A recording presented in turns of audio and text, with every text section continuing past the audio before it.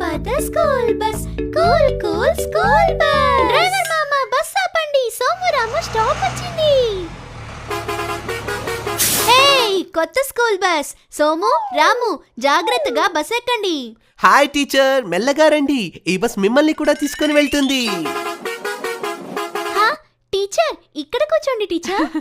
Thank you Chinnu. పెద్దవాళ్ళకి seat లేకపోతే మనం మన సీట్ ఇవ్వాలి కదా సోము? అవును, మనం సీట్లను పెద్దవాళ్ళకి ఇవ్వాలి. School bus, cool cool school bus. పద్దు అక్కడ చూడు, కొత్త స్కూల్ బస్.